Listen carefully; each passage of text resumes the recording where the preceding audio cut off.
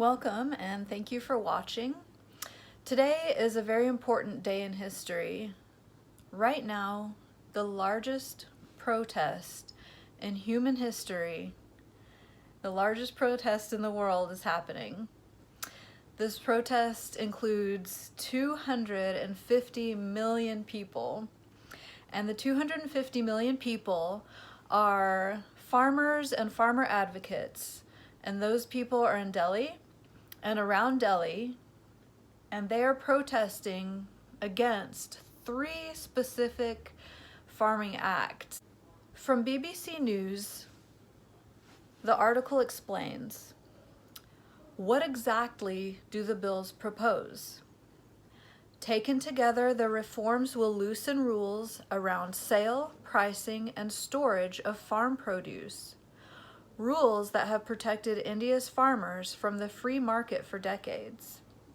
They also allow private buyers to hoard essential commodities for future sales, which only government-authorized agents could do earlier.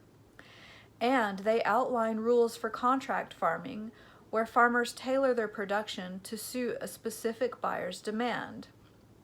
Now, what exactly does that mean for farmers? One farmer told the BBC, "This is a death warrant for small and marginalized farmers. This is aimed at destroying them by handing over agriculture and market to the big corporates. They want to snatch away our land, but we will not let them do this." If you're familiar with Walmart, you can kind of compare what Walmart has done to small businesses across the United States to what these bills can do to small farmers.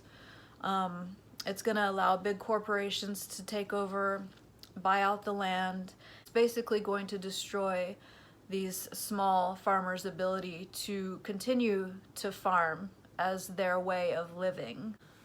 Most of the protesters are from Punjab and from Haryana, and as you can see in this graph, those are very important regions for farming and farm produce in India. The economy of India due to COVID-19 is so greatly reduced, so now is not the time to be passing bills that will damage these farmers' ability to live.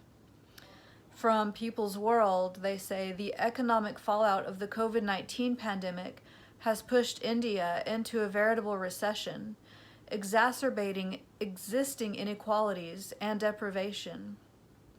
The country's gross domestic product has declined by a record of 23.9%, while unemployment has soared to an unprecedented 27%. The protests have been organized largely by Sikhs around the world. Sikhs are protesting in Canada, in Malaysia, in the UK, and in the US.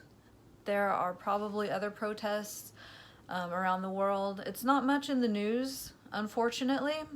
I think it needs to be. Again, this is an historical event. It's the largest protest in human history. An article from religionnews.com talks about Sikhs and how they have a tradition of protesting against injustice. Protests have been largely led and organized by Sikh farmers from the Indian state of Punjab, the country's breadbasket. Tensions between Punjabi Sikhs and the Indian government have been high for decades, including decades-long violence that ravaged the state and left tens of thousands of civilians dead. That violence too emerged from national resistance and demands for equal opportunities that Punjabi Sikhs led in the 1970s and 1980s. And in both movements then and now, it is clear that their Sikh faith fuels and orients these efforts. This should come as no surprise to anyone familiar with Sikh history and teachings. Protest is not new to Sikhs.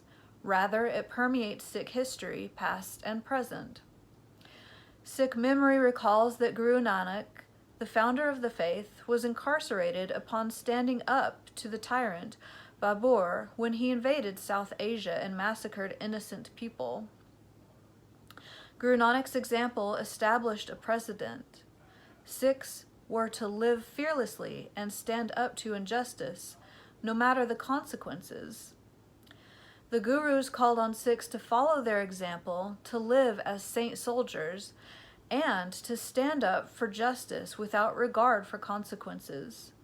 True love, they taught, was without fear, and true justice is compassionate and fierce. The government is using water cannons to try and stop these protests. It's not working. The Sikhs are there. They're there to stay until justice is seen. They are feeding people. Another strong Sikh tradition, as you can see in these photos, they're handing out food and supporting each other.